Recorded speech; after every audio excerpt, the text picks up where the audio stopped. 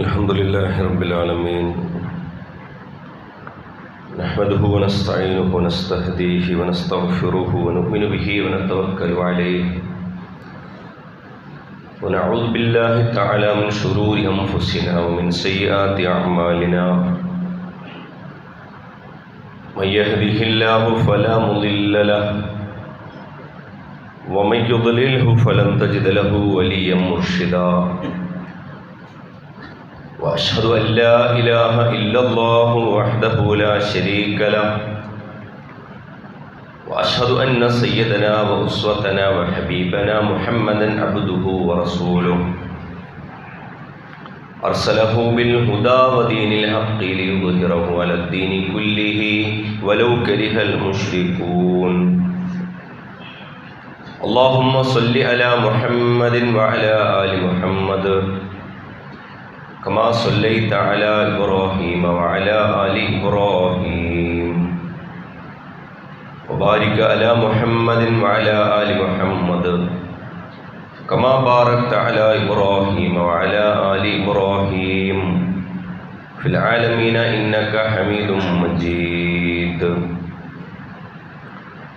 أما بعد فإن أصدق الحديث كلام الله وأصدق الهدي هدي محمد صلى الله عليه وسلم وشر الأمور محدثاتها وكل محدثة بدعة وكل بدعة ضلالة وكل ضلالة في النار عباد الله وإماء الله أوصيكم وإياي أولا بالتقوى الله يا أيها الذين آمنوا اتقوا الله حق تقاته ولا تموتن إلا وأنتم مسلمون أعوذ بالله السميع العليم من الشيطان الرجيم بسم الله الرحمن الرحيم الله يتوفى الأنفس حين موتها والتي لم تمت في منامها فيمسك التي قضى عليها الموت ويرسل الأخرى إلى أجل مسمى إن في ذلك لآيات لقوم يتفكرون صدق الله مولانا العلي العظيم സ്നേഹാദരണീയരായ വിശ്വാസികളെ സഹോദരന്മാരെ, രഹസ്യവും പരസ്യവുമായ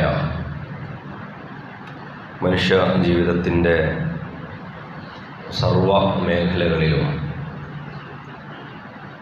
അല്ലാഹു സുബ്ഹാനഹു വ തആലയുടെ വിധിവിലക്കുകൾ പാലിച്ചും പിൻപറ്റിയും മുത്തഖികളായി ജീവിക്കണമെന്ന് എന്നെയും നിങ്ങൾ ഓരോരുത്തരെയും ഉണർത്തുകയാണ്, വസിയത്ത് ചെയ്യുകയാണ്. പടച്ചതമ്പുരാൻ അവൻ്റെ സ്വാലിഹുകളും സച്ചരിതരുമായ അടിമകളുടെ കൂട്ടത്തിൽ നമ്മെല്ലാം ഉൾപ്പെടുത്തി അനുഗ്രഹിക്കുമാറാകട്ടെ.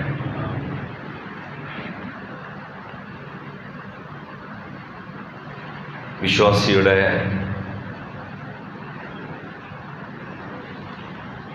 ആത്മപരിശോധനയിൽ, സ്വന്തത്തെക്കുറിച്ചുള്ള ആലോചനയിൽ അതിപ്രധാനമായ ഒരു കാര്യം എങ്ങനെയാണ് ഒരു ദിവസം അയാൾ ചെലവഴിച്ചത് എന്നുള്ളതുമായി ബന്ധപ്പെട്ട ആലോചനയാണ്. അതിനൊരു തക്കതായൊരു കാരണമുണ്ട്.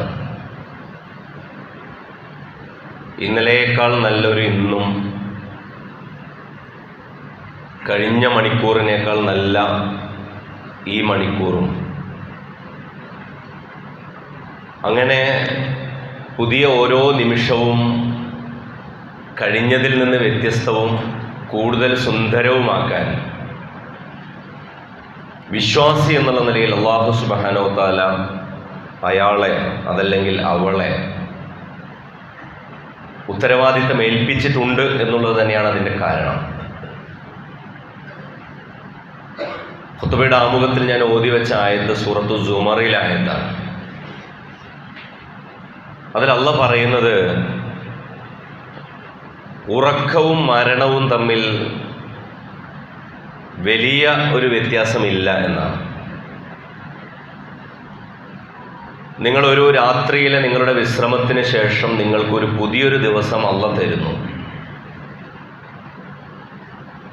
അത് നിങ്ങളുടെ അവകാശമല്ല, മറിച്ച് അത് പടച്ചവൻ്റെ ഔദാര്യമാണ്.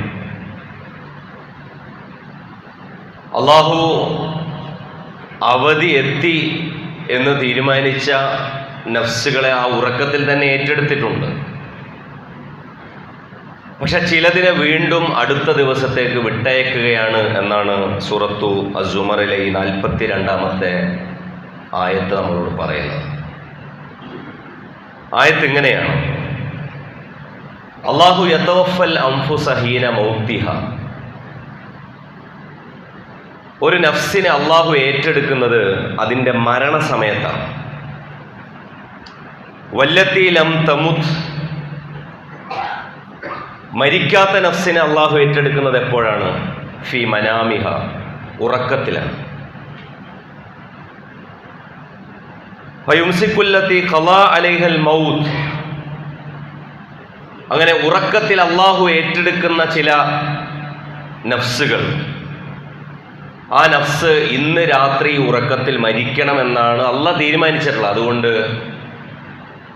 അതിൽ ചില നഫ്സുകൾ അല്ലാഹ് പിടിച്ചു വെക്കും, പിറ്റേ ദിവസത്തേക്ക് കൊടുക്കൂല. എന്നാൽ വയുർസിലുൽ ഉഖ്റാ ഇലാ അജലിൻ മുസമ്മ. ഇന്ന് മരണം പാകമാകാത്ത, ഇന്ന് മരണത്തീയതി കുറിക്കപ്പെടാത്ത അല്ലാഹ് ഏറ്റെടുത്ത ഈ നഫ്സിനെ വീണ്ടും നീ നാളെ പോയി ജീവിച്ചോ എന്ന് അല്ലാഹ് അങ്ങോട്ട് ഔദാര്യപൂർവം വിട്ടയക്കുന്നതാണ്. ഇലാ അജലിൻ മുസമ്മ. അതൊരു ലക്കും ലഗാനുമില്ലാത്ത വിട്ടയക്കലല്ല. ഇലാ അജലിൻ മുസമ്മ, അത് നിർണിതമായ അവധിയിലേക്ക് അല്ലാഹ് വിട്ടയക്കുന്നതാണ്. ഇന്ന ഫീ ദാലിക ലആയാതിൻ ലിഖൗമി യതഫക്കറൂൻ. ഒന്ന് കുത്തിയിരുന്ന് ചിന്തിക്കുന്നവർക്ക് ശരിക്കും ഒരുപാട് ദൃഷ്ടാന്തങ്ങളുള്ള കാര്യമാണിത്. ഉറക്കം,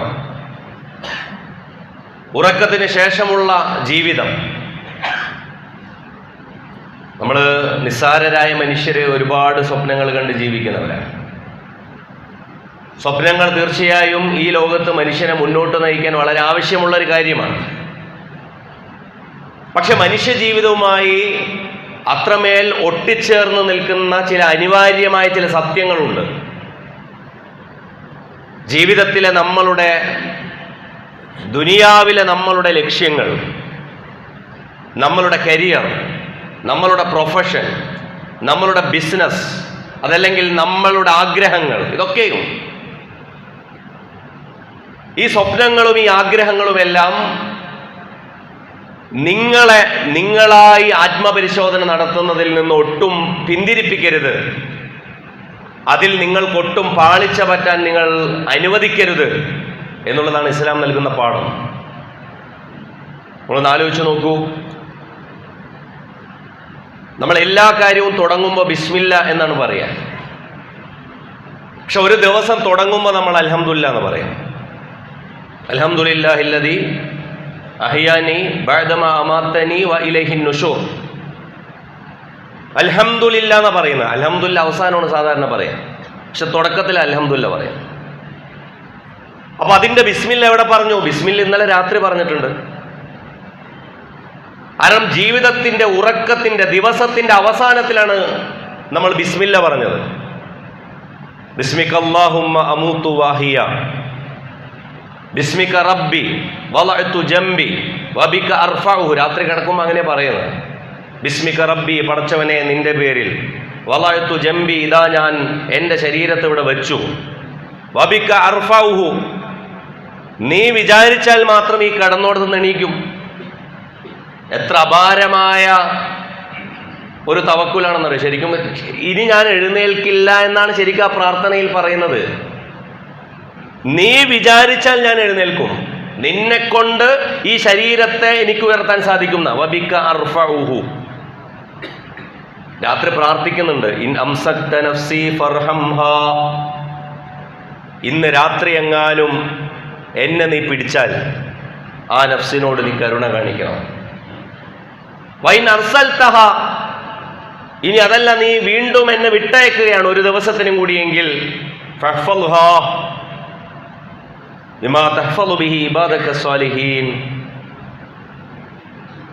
നീ നിന്റെ അടിമകളായ സച്ചരിതരായ അടിമകളെ എപ്രകാരമാണോ കാത്ത് നോക്കി സംരക്ഷിക്കുന്നത്, അപ്രകാരം പടച്ചവനെ നിന്റെ തിരുനോട്ടം എൻ്റെ മേൽ എപ്പോഴും ഉണ്ടാകണേന്ന. അപ്പൊ പടച്ചവനോട് പറഞ്ഞിട്ടല്ലാതെ ജീവിക്കുന്നില്ല, പടച്ചവനോട് പറഞ്ഞിട്ടല്ലാതെ മരിക്കുന്നില്ല, പടച്ചവനോട് പറഞ്ഞിട്ടല്ലാതെ ഉറങ്ങുന്നില്ല, എഴുന്നേൽക്കുന്നില്ല. ഇത് ഉറക്കവും മരണവുമായി ബന്ധപ്പെടുത്തി പറയാൻ ഉദ്ദേശിച്ച ഖുത്ബയല്ല. പറയുന്നത് അല്ലാഹു സുബ്ഹാനഹു വ തആല നമുക്ക് തരുന്ന ഈ ഔദാര്യം, ഒരു ദിവസം എക്സ്ട്രാ, ശരിക്കും ഒരു ദിവസമേ ഉള്ളൂ. ഈ ഒരു ദിവസം ഇങ്ങനെ കൂടി ചേരുന്നതിന് നമ്മൾ ഒരാഴ്ച എന്ന് പറയും. അത് കുറച്ചുകൂടി കൂടുമ്പോൾ മാസമെന്നും വർഷമെന്നും അതുപോലെ തന്നെ ദശകമെന്നും ഒരായുസ് എന്നൊക്കെ പറയും. ശരിക്കും ഒരേ ഒരു ദിവസമേ ഉള്ളൂ. ഇന്ന് ജീവിക്കണ ഈ ദിവസമേ ഉള്ളൂ. എനിക്ക് കുറേ അമൽ ചെയ്യാൻ ആഗ്രഹമുണ്ട്, അങ്ങനെ കുറേ അമൽ ചെയ്യണ്ട, ഇന്നത്തെ ദിവസം അമൽ ചെയ്താൽ മതി. അങ്ങനെയാണല്ലോ ആളുകളുടെ ആഗ്രഹം, അതാണ്. ഇനി വരുന്ന കാലത്തൊക്കെ കുറേ അമൽ ചെയ്യണം. വരുന്ന കാലം നിനക്ക് ഉണ്ടായിട്ട് വേണ്ടേ? ഇന്നേ ഉള്ളൂ നിനക്ക്. ജീവിതത്തിൽ ഒരുപാട് അബദ്ധങ്ങൾ പറ്റിയിട്ടുണ്ട്. ഇനി വരുന്ന കാലമൊക്കെ ദിക്റും ദുആയും ദാനധർമ്മവും സക്കാത്തും അതൊന്നും ചെയ്യണ്ടടോ, ഇന്ന് ചെയ്താൽ മതി. നാളെ വരും നിനക്കൊരു ഇന്ന്, മറ്റന്നാൾ വരും നിനക്കൊരു ഇന്ന്. ആ ഇന്നിൽ മാത്രം, ബാക്കിയുള്ളതെല്ലാം ആഗ്രഹമാണ്. ആഗ്രഹത്തെക്കാൾ കൂടുതൽ അല്ലാഹ് പറയുന്നുണ്ട്, റസൂലുള്ളാഹി സ്വല്ലല്ലാഹു അലൈഹി വസല്ലം പറയുന്നുണ്ട്, വതമന്ന അലല്ലാഹിൽ മുനാ, വ്യാമോഹമാണ്. അള്ളാഹുവിനെ മുന്നിൽ വെച്ച് വ്യാമോഹിക്കുന്ന മനുഷ്യരുണ്ടെന്നാണ്. അതൊക്കെ അള്ളാഹ് പുറത്തു തരും. അത് അള്ളാഹിനോട് പറഞ്ഞാൽ അത് അള്ളാഹ് കേൾക്കും. എന്നിട്ട് എന്താ ചെയ്തത്? ഇല്ല, ആഗ്രഹം മാത്രമേ ഉള്ളൂ, ഒന്നും തുടങ്ങിയിട്ടില്ല. എൻ്റെ പ്രിയപ്പെട്ടവരെ, സഹോദരി സഹോദരന്മാരെ, നമുക്ക് ജീവിതത്തിൽ വളരെ പ്രധാനപ്പെട്ട രണ്ട് കാര്യങ്ങളുള്ളത്. ഒന്ന് തീരുമാനിക്കൽ, മറ്റൊന്ന് പരിശ്രമിക്കൽ. അതെന്ന് ഇന്നെന്തുതന്നെ നമ്മൾ തീരുമാനിച്ചിട്ടില്ല. ഏത് കാര്യവും നല്ല കാര്യങ്ങളൊക്കെ നമ്മൾ എടുത്തു നോക്കിക്കോളൂ. ഇന്ന് തീരുമാനിച്ചിട്ടുണ്ടാവില്ല, നമ്മൾ അടുത്ത ആഴ്ച തീരുമാനിച്ചിട്ടുണ്ടെങ്കിൽ തന്നെയും അവർ പരിശ്രമിച്ചിട്ടുണ്ടാകില്ല. തീരുമാനിച്ചു വെച്ചിട്ടുണ്ട്, നല്ല ദൃഢനിശ്ചയമാണ്, പക്ഷെ പരിശ്രമിച്ച. പക്ഷെ തീരുമാനിക്കൽ വളരെ പ്രധാനപ്പെട്ടതാണ്. തീരുമാനിച്ചാൽ പരിശ്രമിക്കൽ വളരെ പ്രധാനപ്പെട്ടതാണ്. ഞാൻ നിങ്ങളോട് പറയാം, റസൂലുള്ളാഹി സ്വല്ലല്ലാഹു അലൈഹി വസല്ലം 63 വയസ്സ് വരെയാണല്ലോ ഈ ഭൗതിക ജീവിതം നയിച്ചത്. 63 വയസ്സ്. നമ്മുടെ നാട്ടിലേക്കുള്ള കാരണവന്മാരുടെയും വൃദ്ധരുടെയൊക്കെ വയസ്സൊക്കെ വെച്ച് നോക്കുമ്പോൾ അതിനൊക്കെ മുമ്പേ തന്നെ റസൂലുള്ളാഹി സ്വല്ലല്ലാഹു അലൈഹി വസല്ലം ഇൻതഖല ഇല റഫീഖിൽ അഅല, അള്ളാഹുവിലേക്ക് യാത്രയായിട്ടുണ്ട്. സഹാബിമാരിൽ പലരും അങ്ങനെയാണ്, വളരെ ചുരുങ്ങിയ കാലം ജീവിച്ചിട്ടുള്ളൂ. പണ്ഡിതന്മാർ അങ്ങനെയാണ്. ഇപ്പോൾ ഇമാം നവവി, അദ്ദേഹം 40 വയസ്സ് വരെയൊക്കെ ജീവിച്ചിട്ടുള്ളൂ. നമ്മൾ ഇമാം നവവി റഹിമഹുല്ലാ എന്നൊക്കെ പറയുമ്പോൾ ഒരു 100 വയസ്സൊക്കെ വരെ ജീവിച്ച ഏതോ ഒരു ഇമാമാണെന്ന് കരുതി. എല്ലാ ആളുകളും, ഇമാം ഇബ്നു തൈമിയ്യ, ചരിത്രത്തിൽ നമ്മളിപ്പോൾ കേരളത്തിലും ഇവിടെയൊക്കെ ഇങ്ങനെ പറയുന്ന മനുഷ്യന്മാരൊക്കെ കുറേ, വാര്യംകുന്നത്ത് കുഞ്ഞഹമ്മദ് ഹാജി, ടിപ്പു സുൽത്താൻ, ഇവരൊക്കെ എത്ര വയസ്സ് വരെ ജീവിച്ചു? വളരെ ചുരുങ്ങിയ ജീവിതം ഇവർക്കുള്ളൂ ആയുസ് വെച്ച് നോക്കുമ്പോൾ. അപ്പോൾ അല്ലാഹു സുബ്ഹാനഹു വ തആല നമുക്ക് തരുന്നൊരു ഗിഫ്റ്റായിട്ട് ഒരു ദിവസത്തെ മനസ്സിലാക്കണം നമ്മൾ.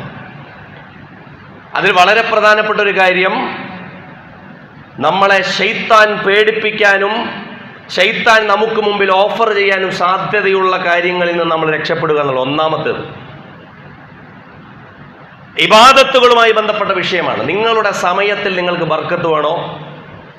അല്ലാഹ് സമയബന്ധിതമായി നിങ്ങളിൽ നിർബന്ധമാക്കിയ ഇബാദത്തുകൾ നിങ്ങൾ മുറുകെ പിടിക്കണം. 5 നേരത്തെ നിസ്കരിക്കുന്ന സമയത്ത് അപ്പോഴായിരിക്കും ലോകത്തെ ഏറ്റവും വലിയ തിരക്ക്. ഒരു ദിവസത്തെ നിങ്ങൾക്ക് മാനേജ് പോലും ചെയ്യാൻ പറ്റില്ല. നിങ്ങൾക്ക് ഉടനെ ചെയ്യാനുള്ള, നമസ്കരിച്ച് കഴിഞ്ഞ് ഉടനെ ചെയ്യാനുള്ള കാര്യങ്ങൾ നിങ്ങൾക്ക് ഉടനെ തന്നെ മനസ്സിലേക്ക് കയറി വരും.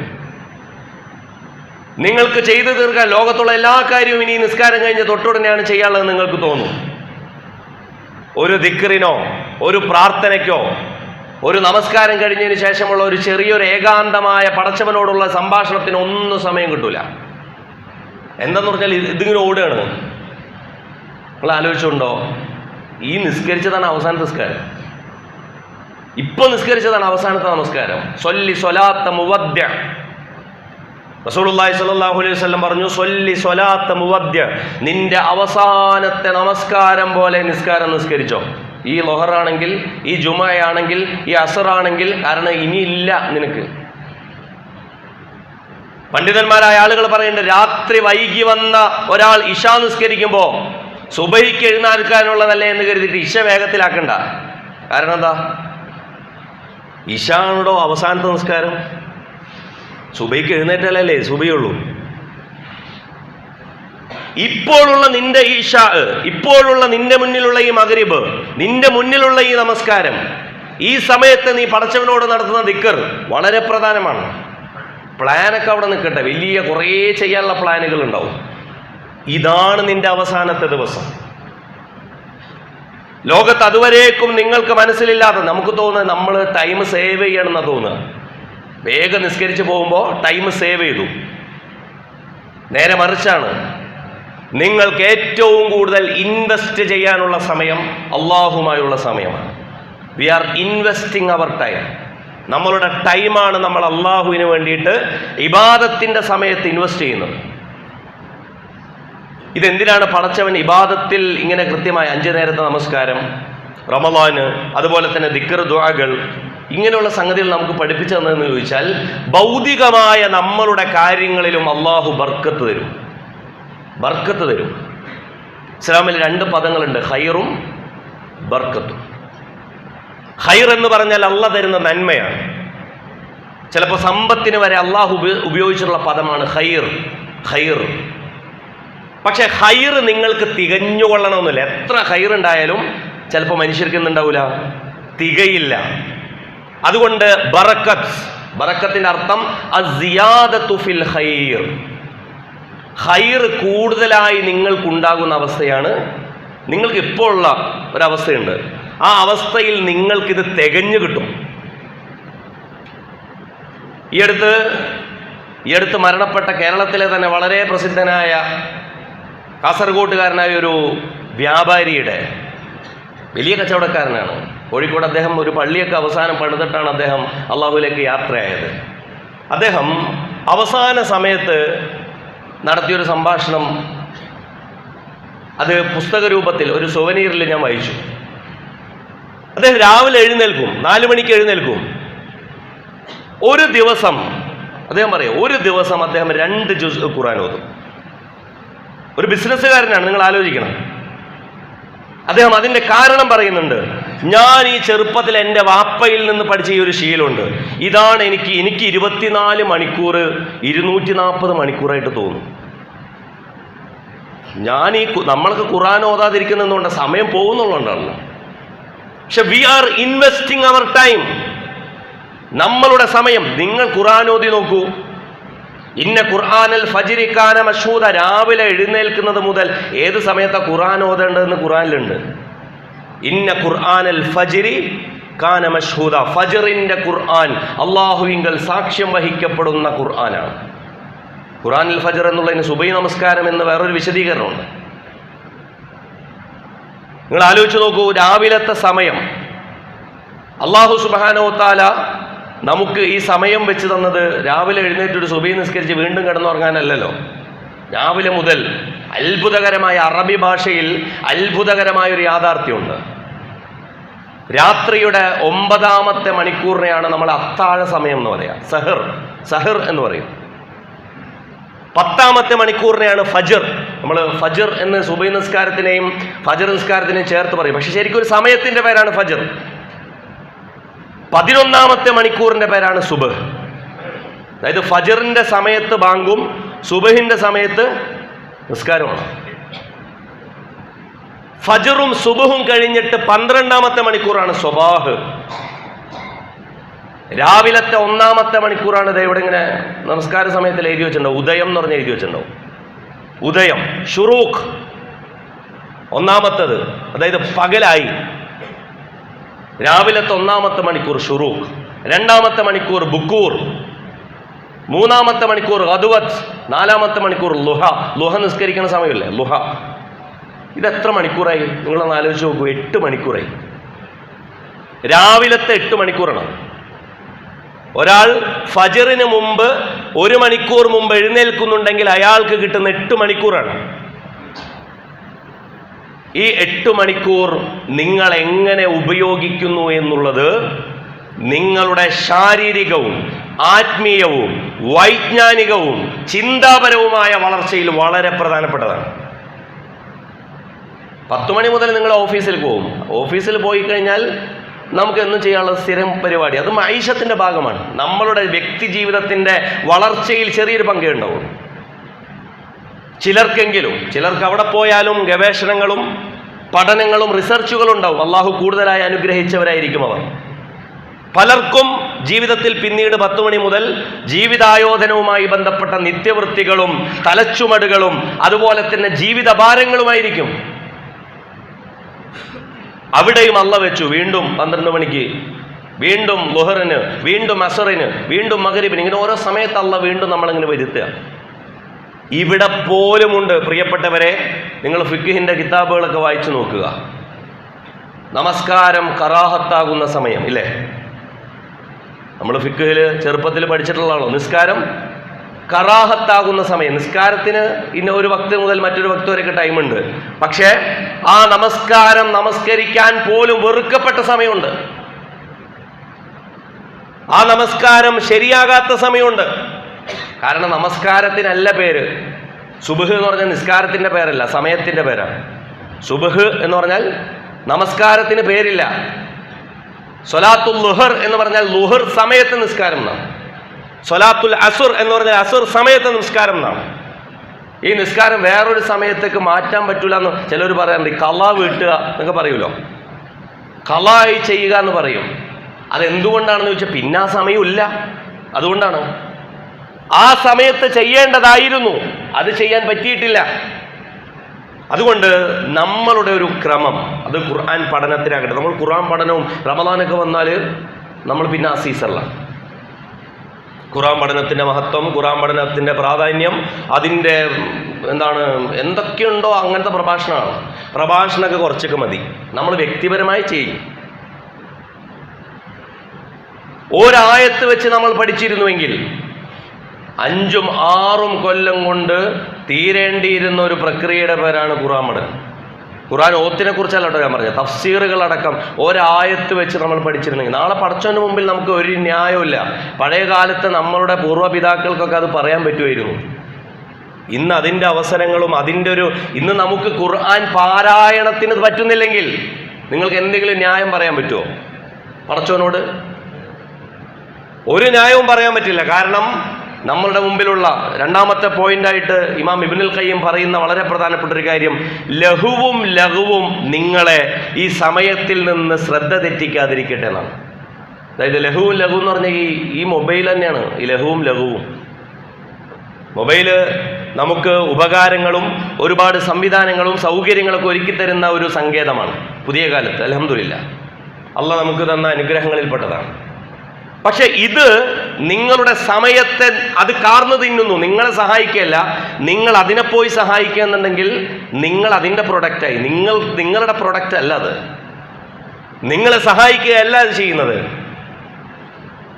ബഹുഭൂരിഭാഗം ആളുകളും ഇന്ന് നമുക്കുള്ള സൗകര്യങ്ങളെ, നമുക്ക് അല്ലാഹു സുബ്ഹാനഹു വ തആല തന്ന സംവിധാനങ്ങളെ അതിനടിമപ്പെട്ടുകൊണ്ട് ജീവിക്കുന്നവരായി മാറിയിരിക്കുന്നു.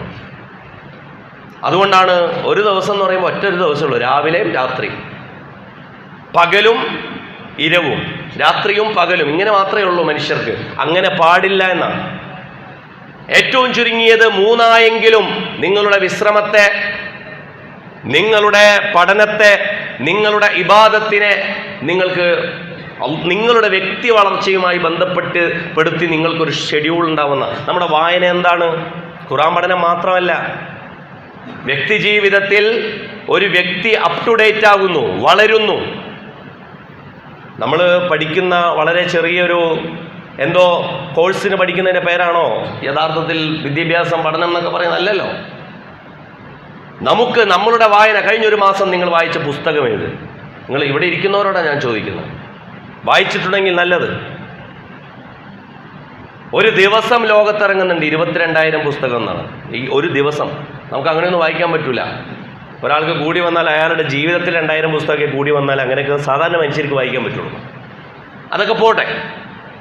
അങ്ങനെയെങ്കിൽ നമ്മൾ ഒരു മാസത്തിലൊരു പുസ്തകം വായിക്കാനുള്ള നമ്മളുടെ ഷെഡ്യൂൾ എന്ത്? ഇസ്ലാമിക ചരിത്രവുമായി ബന്ധപ്പെടുത്തി നമ്മൾ എവിടെന്നെങ്കിലും കേൾക്കുന്ന വഅളുകളും ഖുത്ബകളും അല്ലാതെ നമ്മൾ പ്രൈമറി സോഴ്സായിട്ട് നമ്മൾ വായിച്ചെടുത്ത വിജ്ഞാനം എന്ത്? നമ്മളിലൂടെയാണ് അടുത്ത തലമുറയിലേക്ക്, പ്രിയപ്പെട്ടവരെ, നമ്മൾ അറിയേണ്ട ഒരു കാര്യം, റസൂലുള്ളാഹി സ്വല്ലല്ലാഹു അലൈഹി വസല്ലം പറയുന്നുണ്ട്, അറിവുണ്ടാവുക എന്നുള്ളത് പ്രവാചകന്മാരുടെ അനന്തരഗാമികളായ, അനന്തരാവകാശികളായ ഒരു മനുഷ്യൻ മാറുക എന്നുള്ളതാണ്. അത് ഇസ്ലാമികമായ അറിവ് പ്രത്യേകിച്ചും. ഇന്നൽ അംബിയാ ലം യുവരിസു ദീനാറൻ വലാ ദിർഹമ. കാരണം പ്രവാചകന്മാർ ഒരിക്കലും ദീനാരും ദിർഹമവും അനന്തരാവകാശമായിട്ട് കൊടുത്തിട്ടില്ല.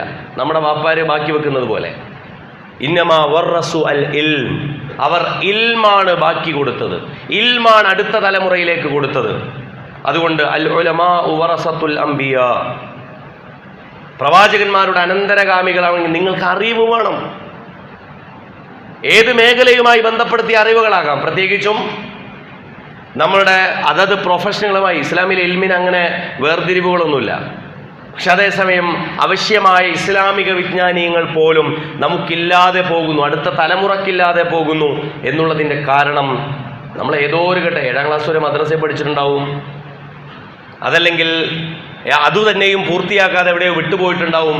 പിന്നെ അത് കഴിഞ്ഞ് നമ്മളുടെ ഭൗതികമായ ഈ ഓട്ടപ്പാച്ചിലുകളും ദുനിയാവിലെ നമ്മളുടെ വലിയ ആഗ്രഹങ്ങളും ഇസ്ലാമികമായ ചില ബോധങ്ങളുമായി ചേർന്ന് അലൈൻമെൻറ്റ് ചേർന്ന് വരാതെ വരും. അതിൻ്റെ കാരണം നമ്മൾ ഒരു ദിവസത്തെ ഷെഡ്യൂൾ ചെയ്യുന്നില്ല. നമ്മുടെ വായന, നമ്മുടെ ഖുർആൻ പാരായണം, നമ്മളുടെ ആത്മീയ ജീവിതം, നമ്മളുടെ ദിക്റുകൾ, ഔറാദുകൾ, നമ്മൾ ഒരു ദിവസം നീക്കിവെക്കേണ്ടുന്ന വായനയുടെ പേജുകൾ, ഇതടക്കം നമുക്കൊരു ഷെഡ്യൂൾ ഉണ്ടാകാൻ വിശ്വാസി എന്നുള്ള നിലയ്ക്ക്. കാരണം അള്ളാഹ് തരികയാണ്. അള്ളാഹ് പറഞ്ഞല്ലോ, ഫയുംസിക്കുല്ലത്തി ഖലാ അലൈഹൽ മൗത്ത്.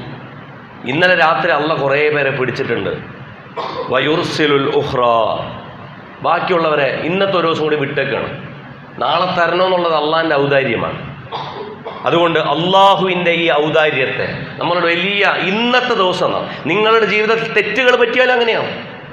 തൗബ ചെയ്യാൻ എന്നത്തൊക്കെ മാറ്റി വെച്ചുള്ളത്, ജീവിതത്തിൽ വീഴ്ചകൾ പറ്റിയവർ തൗബ ചെയ്യാൻ എന്താണ് വഴി കണ്ടിട്ടുള്ളത്? വലിയ ആഗ്രഹങ്ങൾ നമുക്ക് വേണം, ശരിയാണ്, തൗബയുടെ കടക്കാനുള്ള പോകാനുള്ള വഴികളിൽ. പക്ഷേ ഏറ്റവും പ്രധാനം ഇന്ന് തുടങ്ങുക തൗബ എന്നുള്ളതാണ്. ഇന്ന് അവസാനിപ്പിക്കുക, തെറ്റിൻ്റെ അവസാനത്തെ വേരും പിഴുതെടുക്കുക എന്നുള്ളതാണ് തൗബയുടെ ആദ്യത്തെ തുടക്കം. അല്ലാഹു സുബ്ഹാനഹു വ തആല നമ്മളെ ഇന്ന് മരിപ്പിച്ചാൽ, ഇന്ന് നമ്മളെ തിരിച്ചു വിളിച്ചാൽ, ഇന്നലെ വരേക്കും ജീവിതത്തിൽ കയറി മെഴുകിയ നമ്മളുടെ പാപക്കെട്ടുകൾ അവിടെ നിന്ന് തിരിച്ചു നടക്കും. ഞാൻ ഇന്ന് അവസാനിപ്പിച്ചിട്ടുണ്ട് എന്നുള്ളതാണ് പശ്ചാത്താപത്തിൻ്റെ ഒന്നാമത്തെ യോഗ്യത. അതുകൊണ്ട് ഓരോ ദിവസവും, ഓരോ മണിക്കൂറും എനിക്ക് അതിപ്രധാനമാണ്. ഓരോ ദിക്റുകൾ, മുൻഗാമികളെക്കുറിച്ച് നമ്മളൊക്കെ അവരെക്കുറിച്ച് അത്ഭുതം കൂറുന്നത് അങ്ങനെയാണ്. അവരുടെ ജീവിതത്തിൽ ഒരുപാട് തിരക്കുകൾ ഉണ്ടാകുമ്പോൾ തന്നെ അവരുടെ വിർദുകൾ, ദിക്ർ എന്ന് പറഞ്ഞ പോലെ വേറൊരു വാക്കുണ്ട് അറബിയിൽ, വിർദ് എന്ന് പറയാം. വിർദ് എന്ന് പറഞ്ഞാൽ നനവ് എന്നാണ്. ദിക്റുകൾ നാവിൻ്റെ നനവുകളായി എപ്പോഴും കൊണ്ടു നടന്നിരുന്ന മഹാന്മാരായിരുന്നു നമ്മളുടെ പൂർവ്വസൂരികളായ പണ്ഡിതന്മാർ. അവരായിരുന്നു റസൂലുള്ളാഹി സ്വല്ലല്ലാഹു അലൈഹി വസല്ലമയെ അക്ഷരാർത്ഥത്തിൽ പിന്തുടർന്ന മഹാമനീഷികൾ. നമുക്കും നമ്മളുടെ ജീവിതത്തിൽ അവരോളം എത്തിയില്ലെങ്കിലും ആഗ്രഹം അതാകണം. ആ നിലക്ക് നമ്മളുടെ ജീവിതത്തെ വ്യക്തിപരമായി തന്നെ ക്രമീകരിക്കാൻ നമുക്ക് സാധിക്കണം. അല്ലാഹു സുബ്ഹാനഹു വ തആല തൗഫീഖ് നൽകി നമ്മെ അനുഗ്രഹിക്കുമാറാകട്ടെ. നമ്മുടെ വീഴ്ചകൾ അല്ലാഹു നമുക്ക് പുറത്തു തരുമാറാകട്ടെ. നമ്മിൽ നിന്ന് മരണപ്പെട്ടു പോയവർക്ക് അല്ലാഹു മഗ്ഫിറത്തും മർഹമത്തും നൽകി അനുഗ്രഹിക്കുമാറാകട്ടെ. വഅഖൂലു ഖൗലി ഹാദാ വസ്തഗ്ഫിറുല്ലാഹി ലി വലക്കും വസ്തഗ്ഫിറുഹു ഇന്നഹു ഹുവൽ ഗഫൂറുർ റഹീം.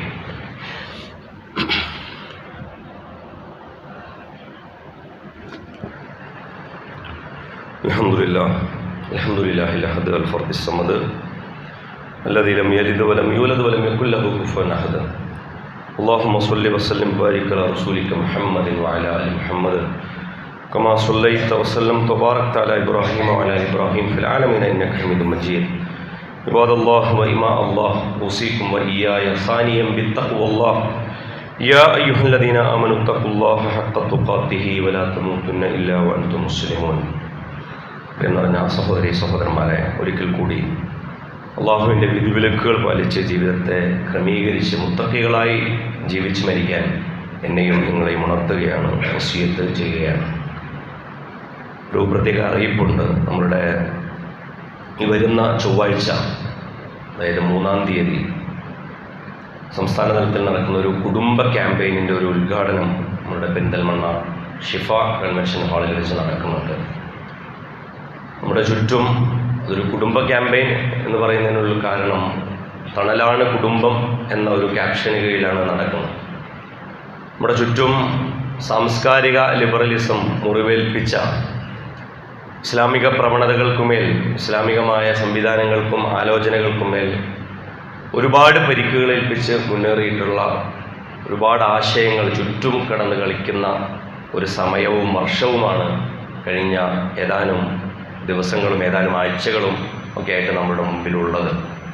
വളരെ പ്രധാനപ്പെട്ടതായി നമ്മുടെ മക്കൾ, നമ്മളുടെ കുടുംബജീവിതം, മാതാപിതാക്കളോടുള്ള നമ്മളുടെ കരുതൽ, ഇങ്ങനെയൊക്കെ തുടങ്ങിയ ഒരുപാട് വിഷയങ്ങളിൽ ഒരു ഇടവേളയ്ക്ക് ശേഷം ഒരു കാര്യമായ ഒരു റിമൈൻഡറായി, കാര്യമായ ഒരു ഉണർത്തുപാട്ടായി നമ്മൾ നടത്തണമെന്ന് കരുതുന്ന ഒരു ക്യാമ്പയിനാണ്. ഈ മഹല്ലിലെയും ഈ പള്ളിയിലെയും എല്ലാം ഖുത്ബ ശ്രവിക്കാൻ വരുന്ന എല്ലാവരുടെയും ഫാമിലി സഹിതമുള്ള സാന്നിധ്യം ആ പ്രോഗ്രാമിലേക്ക് സംഘാടകർ ആവശ്യപ്പെട്ടിട്ടുണ്ട്. അല്ലാഹു സുബ്ഹാനഹു വ തആല നമ്മുടെ എല്ലാ നല്ല ഉദ്ദേശ്യങ്ങൾക്കും സഫലീകരണം നൽകി നമ്മെ അനുഗ്രഹിക്കുമാറാകട്ടെ.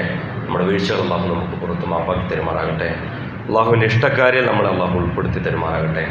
اللهم اغفر للمؤمنين والمؤمنات والمسلمين والمسلمات الأحياء منهم والأموات إنك مجيب الدعوات يا قاضي الحاجات. اللهم ربنا آتنا في الدنيا حسنة وفي الآخرة حسنة وقنا عذاب النار. اللهم ربنا ظلمنا أنفسنا وإن لم تغفر لنا وترحمنا لنكونن من الخاسرين. اللهم ربنا آتنا في الدنيا حسنة وفي الآخرة حسنة وقنا عذاب النار. اللهم انصر إخواننا بأرض فلسطين. اللهم انصرهم بنصرك العزيز على القوم الكافرين يا رب العالمين. اللهم دمر أعداءنا أعداءك أعداء الدين. اللهم زلزل أقدامهم. اللهم فرق جمعهم. اللهم هدم حصونهم يا رب العالمين. اللهم يا ربنا آت نفوسنا تقواها وزكها أنت خير من زكاها أنت وليها ومولاها. اللهم ربنا تقبل منا إنك أنت السميع العليم وتب علينا إنك أنت التواب الرحيم واغفر لنا يا غافر المذنبين وارحمنا بأنواع رحمتك يا أرحم الراحمين. وصلى الله تعالى على خير خلق محمد وآله وصحبه أجمعين. سبحان ربك رب العزة عما يصفون وسلام على المرسلين والحمد لله رب العالمين.